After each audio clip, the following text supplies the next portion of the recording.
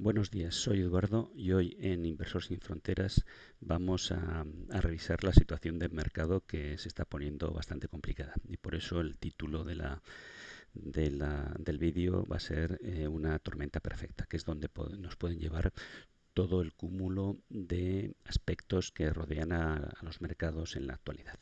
Empezamos. Algunos factores a tener en cuenta. Como vimos en el vídeo de revisión del plan de inversión R2, hay una serie de factores que tenemos que tener en cuenta, como es la deuda disparada, la inflación esperada, la oferta monetaria descontrolada, los tipos de interés en mínimos, los índices en máximos, el VIX en su franja baja, la demografía en los países desarrollados, temas de geoestrategia y el tema de pandemia. Vamos a ir viendo uno por uno. La deuda. La deuda, como todos sabéis, es la diferencia entre los ingresos y gastos. Si puede ser de una familia o en este caso vamos a hablar de los países, pero al final la deuda es un desfase entre los ingresos que se pueden tener pues, por un salario, en el caso de las familias, o por impuestos o otro tipo de entrada de dinero. Como veis, estamos en un verdadero tsunami de gasto y de crédito. Se ha disparado hasta niveles a nivel mundial del 365% sobre el PIB. Estamos en máximos históricos. Aquí tenéis una gráfica de cómo ha ido evolucionando el tema del déficit y la deuda y sobre todo ya venimos bastante tocados del 2008 y sobre todo en estos años de la pandemia pues se han disparado hasta niveles pues de duplicar los déficits y sobre todo la deuda.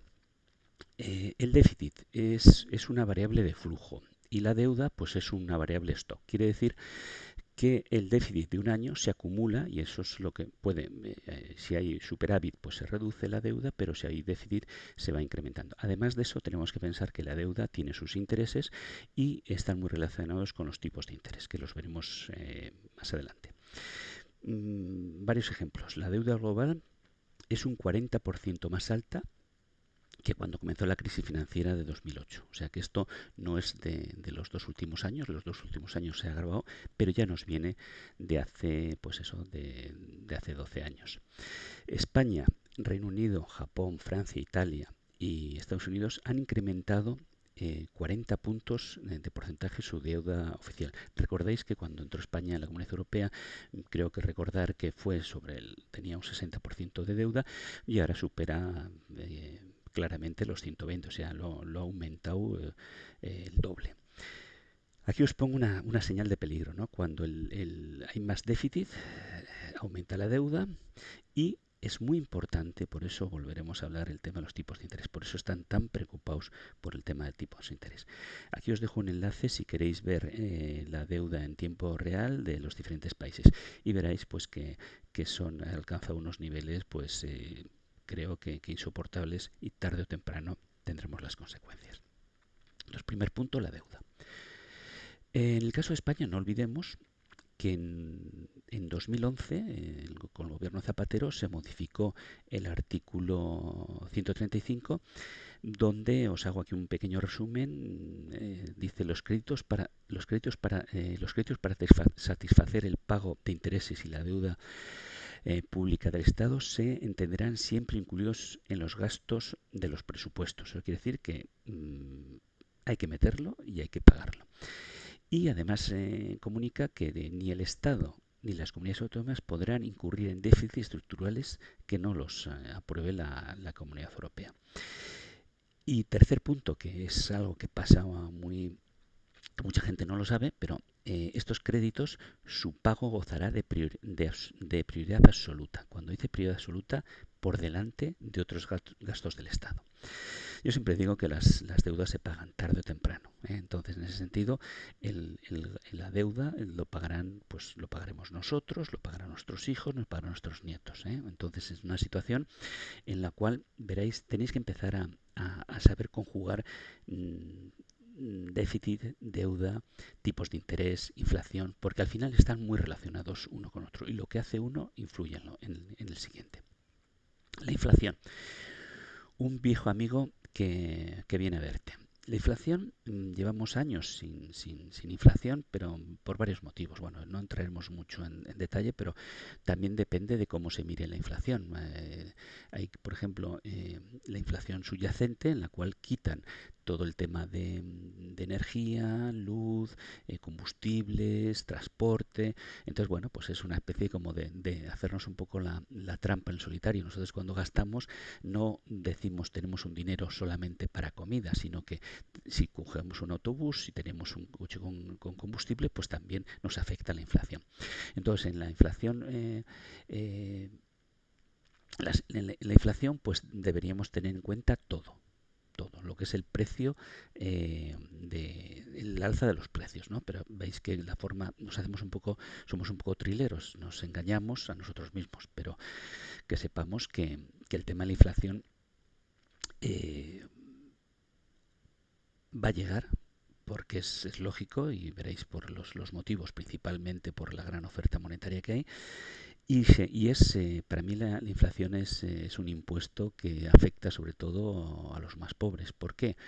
Se suele decir que es el impuesto a los pobres, porque van perdiendo su poder adquisitivo.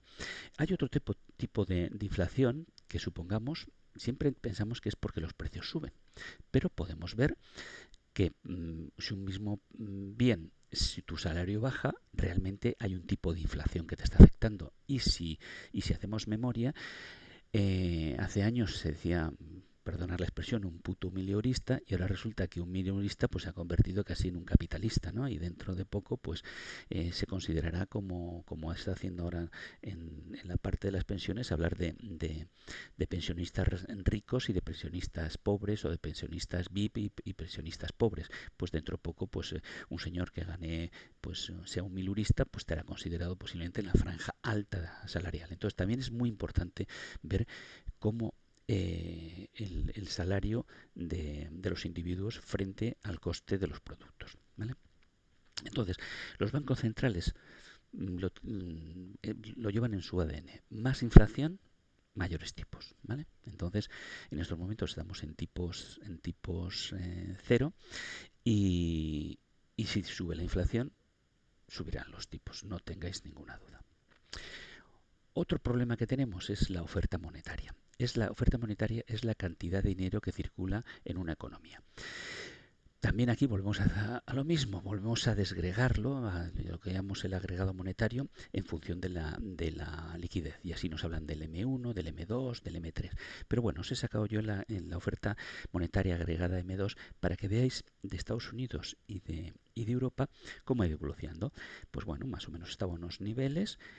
Normalmente Estados Unidos se adelanta a Europa, es más ágil en la toma de decisiones, y en este caso pues veis que cuando empezó la pandemia, en el caso de Estados Unidos se ha disparado la oferta monetaria, y en el caso de Europa pues vamos detrás. La oferta monetaria, para que os hagáis una idea, ya lo explicando de una forma simple, es darle a la maquinita de billetes. Pues bueno, pues dices, meto más dinero, ¿para qué? Para que ese dinero, pues las empresas les salgan los créditos más baratos, empresas zombies, zombies quiere decir que no serían rentables en situación normales, pues pueden seguir manteniéndose, ¿no? De esa forma pues se mantiene, se evita el aumento del paro, se hace que de una forma dopada pues que las economías circulen. Pero es un problema lo que estamos haciendo con eso, como comentamos en el vídeo de la revisión del plan de inversión. La devaluación del dinero fiat pues ya estaba a niveles del casi el 99%. Entonces pues lo que hacemos es le damos a la maquinita, y los billetes, se producen billetes, pero el valor, lo que soporta por detrás del billete, pues se ha ido reduciendo de una forma muy notable. Los tipos de interés. Los tipos de interés, ese es el gran coco para la economía en estos momentos. ¿Quién los mueve los tipos de interés? Los bancos centrales. Los bancos centrales son como el banco de los gobiernos o de la banca comercial, ¿no? Entonces son los que fijan la política monetaria de los países o de los grupos de países, ¿no? Entonces aquí os he puesto eh, un poco el de Estados Unidos lo que pasó y para que veáis un poquitín el esquema de funcionamiento. En la crisis de las .com, que fue en la década, en los años 2000, pues cuando hubo la crisis, automáticamente el Banco Central Americano, la Reserva Federal, pues lo que hace es baja tipos. Bajaba desde el 6%, pues lo va bajando prácticamente hasta el 1%. Y luego ya cuando la situación pues se fue clarificando, pues fue subiéndolo. ¿Qué pasa? Que volvemos en otra crisis. Cada vez que hay una crisis, los bancos centrales, una herramienta que tienen es dar más liquidez al sistema para que no haya un problema de créditos, que haya un problema de liquidez, ¿no?, en la economía. Entonces, como veis, 2008, pues vuelven a hacer lo mismo y lo llevan a mínimos. Y aquí han estado muchísimos años, así como 6 7 años sin mover tipos. Y entonces empezaron a subir. Y aquí, no sé si recordáis, a finales de 2008, pues la economía, y esto es la idea, era seguir subiendo los tipos de interés. ¿Los tipos de interés a quién le van bien? Pues van bien a los que compran bonos. Son gente que tiene dinero y el ahorrador, pues sin grandes riesgos, pues recibe un cupón, pues que está entre el 5 y el 6%, que normalmente va a estar por encima de la inflación, con lo cual protege sus ahorros y de paso pues gana un pequeño diferencial. Pero claro, cuando los tipos de interés se van a cero, pues lo que tenemos es que ese ahorrador, si no invierte y la inflación está al 2 o 3%, pues eso es lo que va perdiendo todos los años. Entonces le obligan a meterse en activos de mayor riesgo, que es, por ejemplo, tipo de bolsa, ¿no? Entonces, han sido malos años estos de aquí, del 2008 al 2016, para los ahorradores más conservadores, y que muchos de ellos han tenido que ir entrando a las bolsas. Y eso también lo que ha producido es que los activos más volátiles, como son la renta variable, pues vaya creciendo, ¿no? ¿Qué pasó? Pues bueno, se subió durante 2018, pero aquí los mercados ya no eran capaces de mantenerse a esos tipos, ¿no? Entonces, al subir los tipos, normalmente la renta variable cae. Y fue cayendo. Y además coincidió luego con el tema de la pandemia, con lo cual los tipos de interés se han mantenido abajo.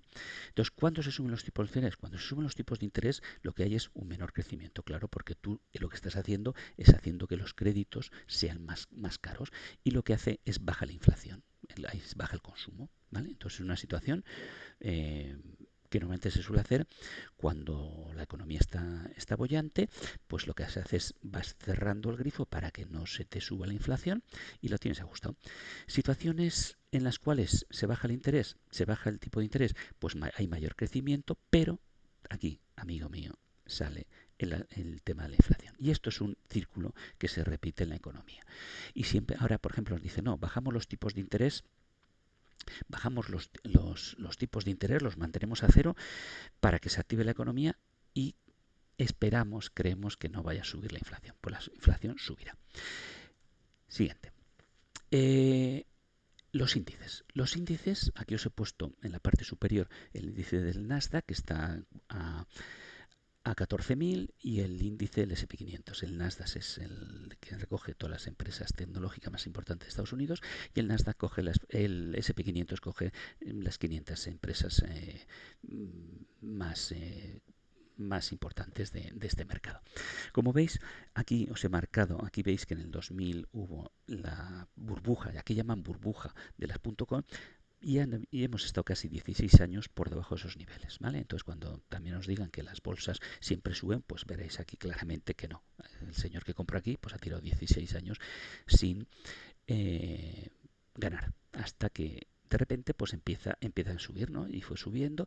Aquí, esto es 2000, este piquito de aquí es el 2018, que es el que os comenté, que fue cuando la Fed tuvo que bajar tipos porque el mercado un poco colapsó allá por finales del 2018. Luego, al bajar los tipos, por supuesto, si tú le metes una inyección de dinero, la bolsa se tira para arriba, y aquí nos volvió a pillar la pandemia. Y caída y ahora una recuperación. Entonces, como veis, cuando dicen que los mercados no están en burbuja, pues bueno, pues aquí tenéis una imagen, vosotros tomar la decisión. En el SP500 la subida ha sido menos fuerte, pero como veis, las bolsas están muy relacionadas. Las .com estuvieron más relacionadas con el Nasdaq, pero veis que también afectó a otros mercados. Los mercados tienen un efecto contagio muy alto. Y como veis, pues incluso los guiños del 2018 o la pandemia son similares.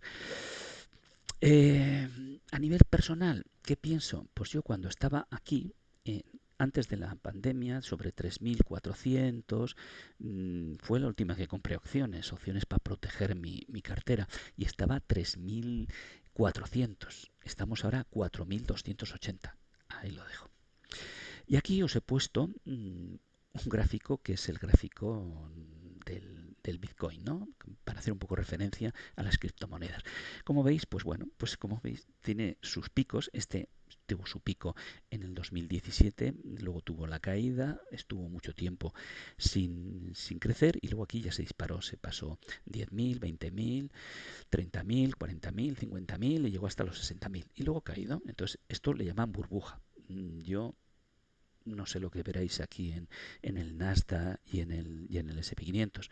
Unas economías en las cuales hemos estado 2 años prácticamente cerrados y ha seguido subiendo, pues no solamente es por los beneficios empresariales, sino por todas las demás herramientas que se han metido en esta situación, como es la oferta monetaria y tal. Aquí no tiene nada que ver esta fórmula con economía, pero siempre yo la relaciono, es un principio de física, que es el tema de la energía potencial y energía cinética, ¿no? Las cosas cuanto más altas están, la caída es más fuerte. Entonces, en ese sentido, alerta, los índices están en una situación complicada, ¿vale? Otro punto, la demografía. La demografía, os he puesto, se ve gráficamente, se ve muy bien gráficamente cuál es la situación demográfica actual de España, de Europa, de Estados Unidos y de Japón. Como veis, las bases son muy pequeñas, muy pequeñas. Y estas clases tienen que soportar una mayor longevidad de la sociedad. Entonces, es una situación complicada el tema de la demografía. Si vemos casi todos los países o entornos, pues desarrollados, pues tienen un problema demográfico importante. Entonces, todo lo que son pensiones, mantener la sociedad de bienestar, pues cuesta. Aquí os dejo un enlace donde podéis ver que no pasa en todos los sitios igual. Vosotros podéis clicar y ver África y veréis que es una pirámide, o sea, con una buena base. Entonces, que sepamos que tenemos un problema muy importante demográfico en los países desarrollados. El VIX. Aquí este es un índice que yo sigo y que me da un poco información del grado de volatilidad o de miedo, de pánico, también le llaman el índice del pánico, de cómo están las bolsas, ¿no? El VIX está relacionado con el S&P 500 y lo que hace es cuando el VIX sube, porque hay volatilidad, las bolsas normalmente suelen caer, ¿no? Entonces, en situaciones en las que el VIX está en mínimos, quiere decir que los mercados están muy confiados y alegres, ¿no? Y es el momento actual. En estos momentos estamos en 15. Yo me parece que os he comentado que cuando estaba en 3.400, el S&P 500 a finales de 2018, el VIX estaba en 15 y eso es una alerta. O sea, estamos en máximos y el mercado está muy tranquilo. Eso suele ser cuando el retail o los pequeños inversores, por el FOMO, porque ven que la bolsa sube, porque todo el mundo está hablando de la bolsa, porque parece ser que es muy fácil ganar, pues se meten. Pues es una situación también complicada. Por eso os digo, cuidado. Cuando el VIX está por debajo de 15, los índices en máximos, hay una oferta monetaria desproporcionada y por otros motivos, como puede ser el tema de la inflación o otras razones. Porque, por ejemplo, si la inflación sube, pues subirán los tipos, automáticamente los índices temblarán, caerán y el VIX se subirá. Entonces, son relaciones que tenéis que ir comprendiendo del mercado de valores o de los mercados de renta variable. Temas geoestratégicos. Hay una serie de temas geoestratégicos que parece ser que cuando se nos marchó Trump, pues a todos se nos olvidó que Estados Unidos y China tienen sus problemas y no los han resuelto. Estamos en un momento de cambio de liderazgo en superpotencias y Estados Unidos por población, por industria, por supuesto, funciona muy bien, pero hemos visto el tema de la población, que también tiene, yo creo, Estados Unidos una fácil resolverlo con abrir, como digo yo, el muro, pues trae gente del resto del continente y puede tirar hacia adelante, ¿no? Pero eso también crearía unas tensiones como país. China, no se nos olvide que China va creciendo y que pedirá su camino. Aquí pues puede haber desde que saque también luego pues el yuan digital, que empiecen a pagar el crudo en vez de en dólares con otra moneda que no sea el dólar. Entonces la relación Estados Unidos-China es complicada. Luego por ahí está también Rusia, pero Rusia yo creo que más lo que puede hacer es unirse a uno de los dos bloques. La globalización se ralentiza. Desde la pandemia ha visto que el caso, por ejemplo, vamos a un caso muy sencillo, que es el tema de la pandemia. Pues en un país como España no teníamos fabricantes de mascarillas para suministrar o de muchos otros componentes. La evolución de Estados Unidos. Estados Unidos tiene sus problemas internos que los tiene que ir resolviendo. Luego el tema de los cambios tecnológicos digitales, el tema de los consumos verdes, todo este tema afectará y creará desbalances entre países. Europa y sus retos. Europa pues está ahí, es un país que tiene muchos problemas, son muchas voces a la vez hablando, entonces tiene el norte y el sur, bueno, pues es una zona conflictiva y cada vez con menos peso en el mundo. Luego, los autoritarismos o democracias, entonces todo el tema de los populismos, todo el tema de si hay una situación de crisis es muy manejable la sociedad. Luego tenemos otro punto que es India. India, yo le tengo el foco puesto. India ya alcanza en población a China, tiene 3 veces la densidad de población que China.